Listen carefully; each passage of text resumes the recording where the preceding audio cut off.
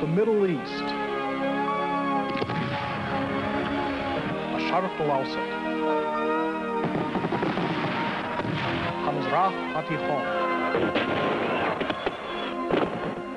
خاور میانه. ارتداد. The 20th century has brought extraordinary changes to almost every corner of the Middle East. But the way Middle Easterners have responded to change has varied enormously. At one end of the spectrum, there is Turkey, which has gone furthest toward a Western way of life.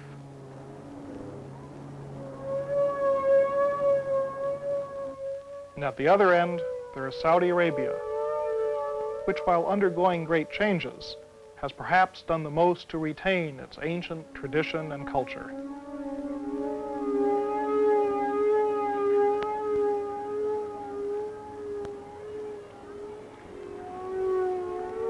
In this program, we're going to take a closer look at these two countries, Turkey and Saudi Arabia, as examples of two quite different ways of adapting to the modern age. And we'll see some of the effects that these adaptations have had on the lives of the Turks and the Saudis over the last 40 years or so. Let's start with Turkey. Turkey's neighbors to the west are Greece and Bulgaria. To the north, the Soviet Union. To the east, Iran, and to the south, Syria and Iraq. The population of Turkey is now about 48 million people, 85% of whom are Turks.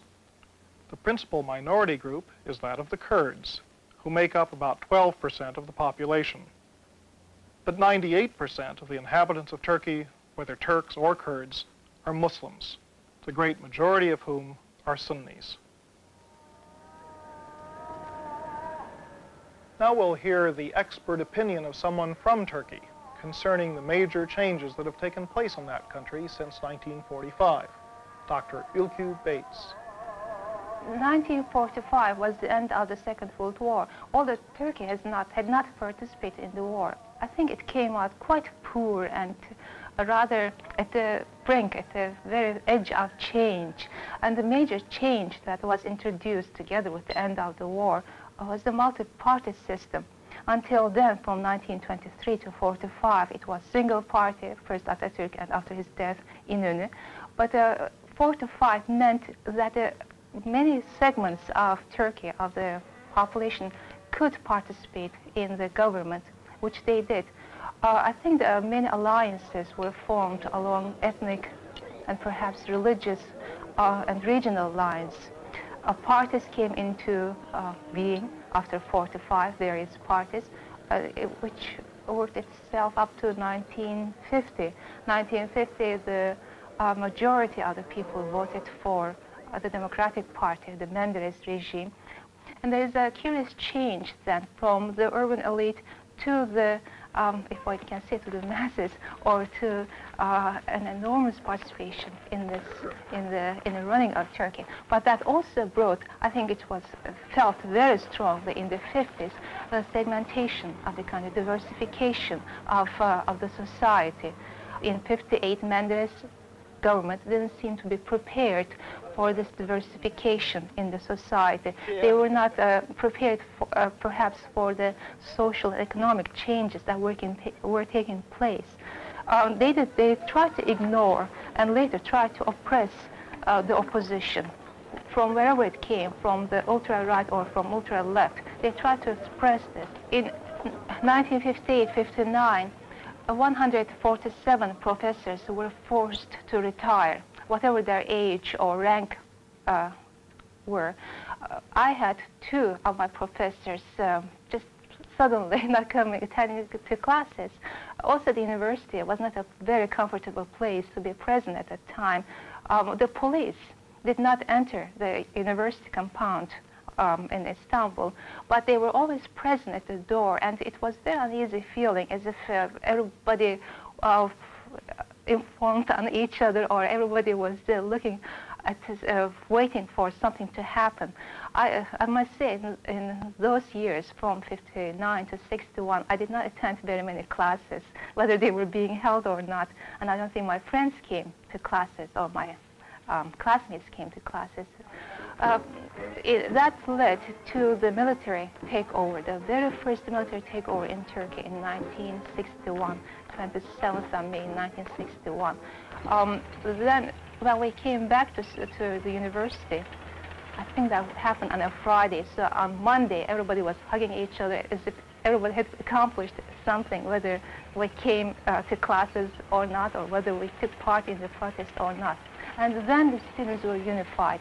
They were all the opponents of the Menderes regime, whatever their backgrounds were, whether they came from Eastern Turkey or from Istanbul, they were all unified.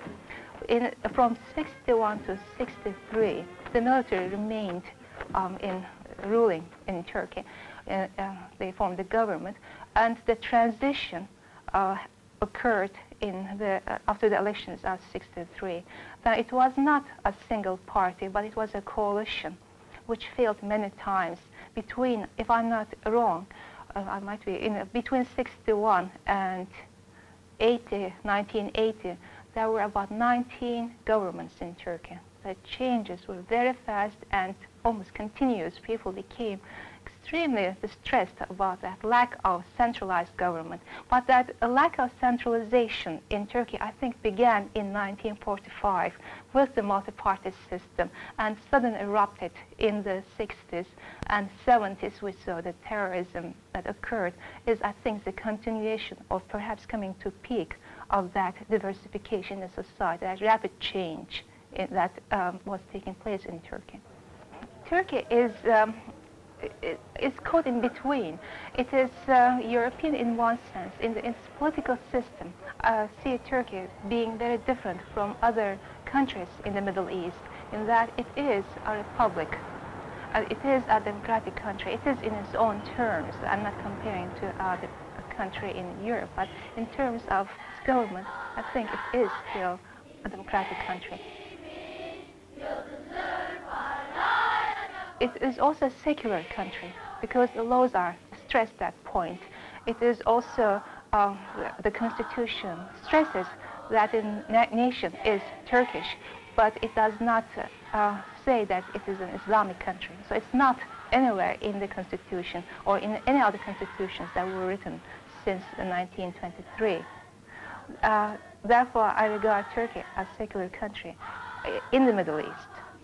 But culturally speaking, Turkey is a Middle Eastern country. If you ask me why, I would say the attitudes towards the modesty of women, I think, is very Middle Eastern. It's an Islamic country. Or attitude towards family, marriage, divorce, kinship. I have been married now to an American for 20 years. First 10 years were quite difficult. It was a period perhaps when I myself was not very sure whether I had any right to bring a non-Muslim American, North American husband to my family. They did not raise too many objections, I must say. I must give credit to my family. They accepted him. I think they like him now more than they like me. But I was, for the first 10 years, very much at ease with myself. In Turkey, being a Muslim country, objects to the marriage of a woman outside of religion, outside of the approved circle of people that she can marry. Turkey is a Muslim country, and it's deeply religious country. I think in all segments of Turkey, it might be secular on one hand, but it would never deny the people. 99% of the population would not deny its religion. May not attend a mosque on Fridays, but I think they would, whenever possible, they would at least profess that they are Muslims. And Islam is the way of life, I think, on the cultural level.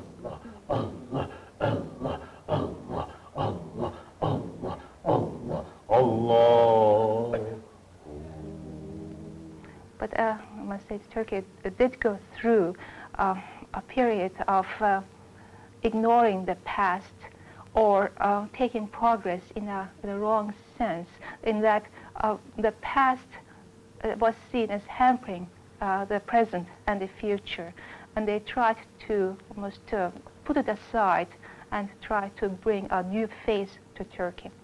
That could be the conflict between trying to be a Western country and at the same time a Muslim country.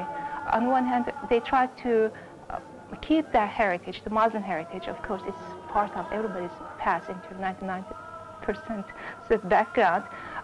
But they try to be a European city in building these skyscrapers, or trying to build roads around what they called almost a belt line, I think, if I'm not mistaken, destroying walls from the Byzantine period, from the 5th, 6th century. So this conflict, whether Turkey is a Western country or a Muslim country, whether it is a country that is part of European Council or is still a country that has its roots in the Ottoman past, Ottoman Muslim, Islamic past, is always present, and perhaps it will be never resolved. It is, again, a country, a secular country, on the other hand, a religious country. On one hand, it tries to be a part of Europe. On the other hand, everything else ties it culturally to the Middle East, to the Arab countries, to Iran. So it's caught in between, caught in conflict.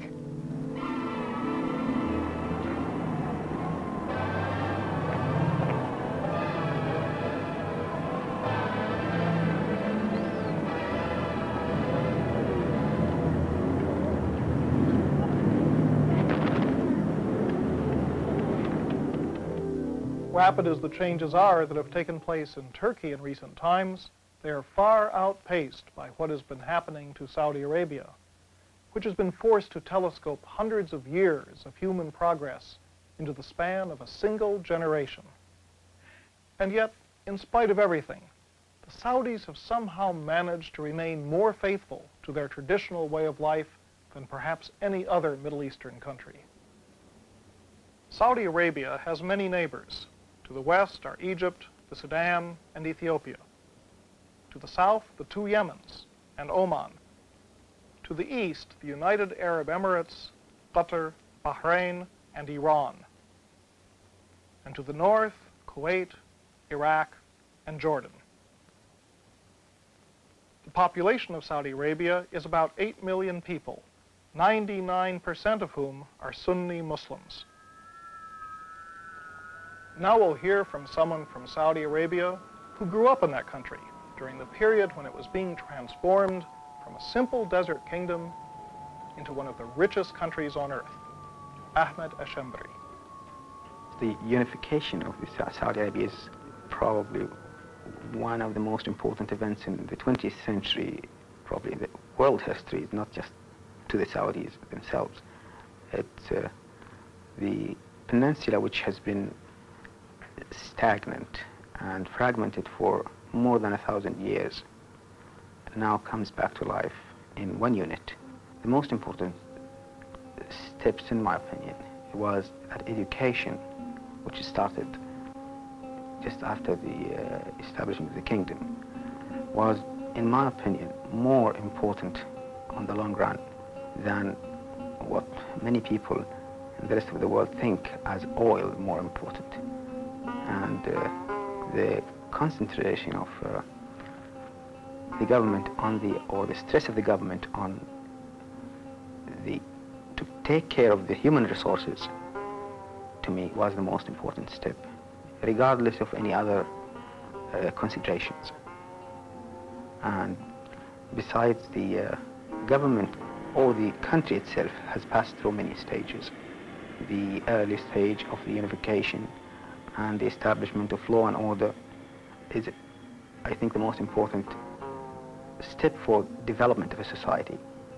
As we hear from our grandparents, that we should be grateful for such a step of unification, because before, law and order was absent and nobody was safe. And virtually everybody you talk to these days, regardless of whatever his ambition or his thoughts, he considers public safety as the most important thing.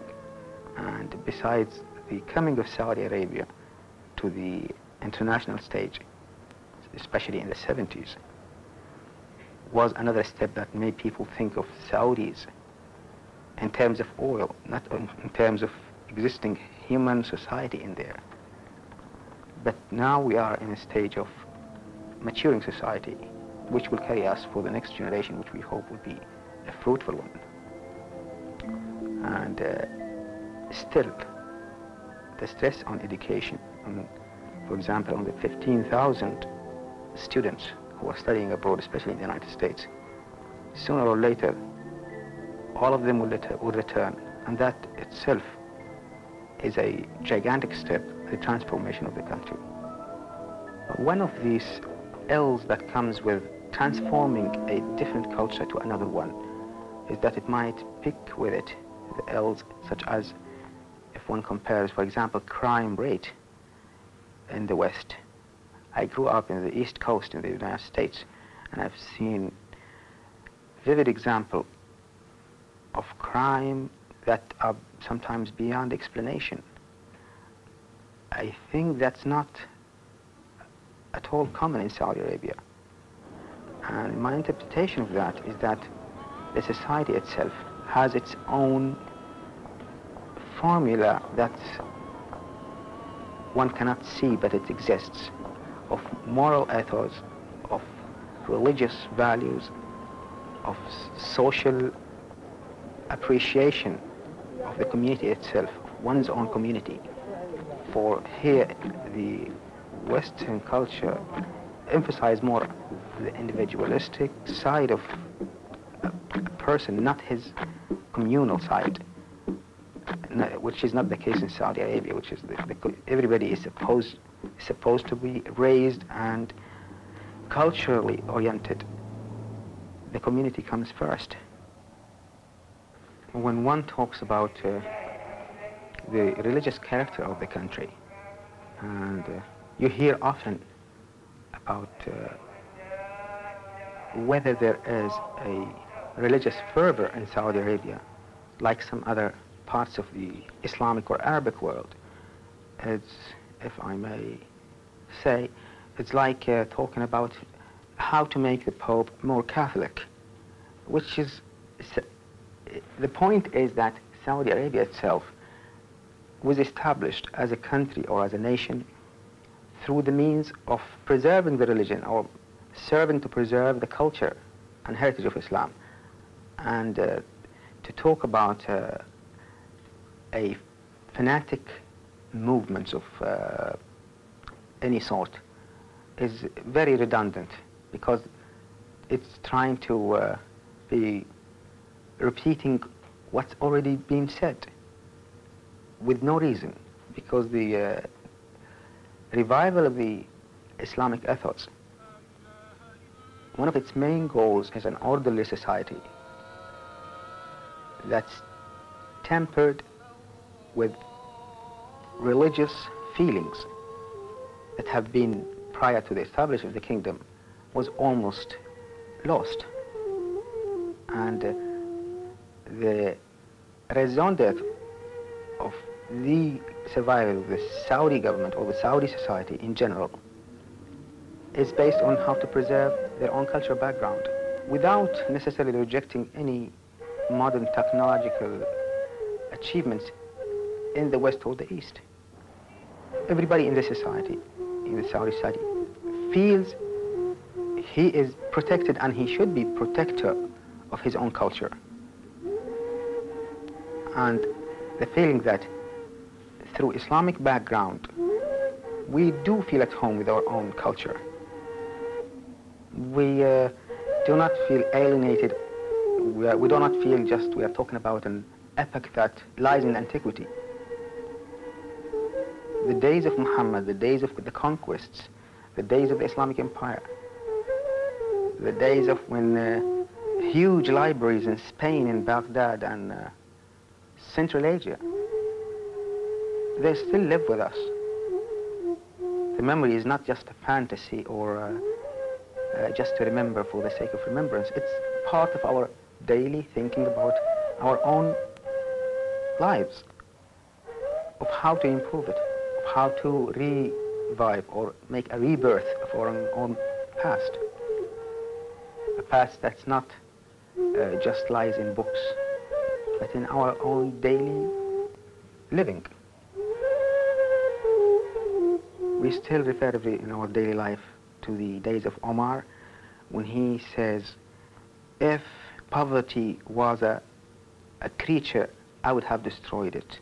And it's like an emphasis in the essence of poverty, which sometimes could affect human dignity. On this basis, the government, either on taking care of social security or channeling the income of the country in ways that would eliminate the need for people to suffer at least.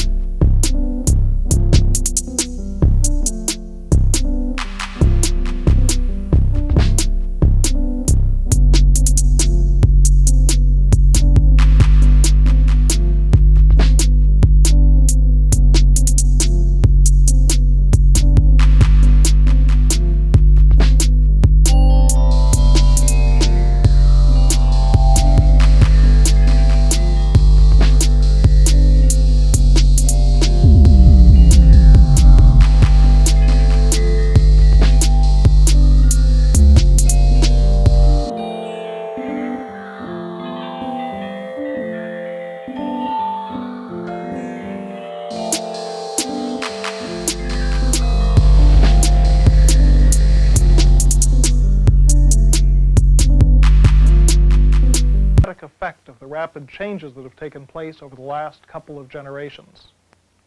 But at least for us, the cultural groundwork for these changes was laid down over several centuries. In the Middle East, there was no such groundwork.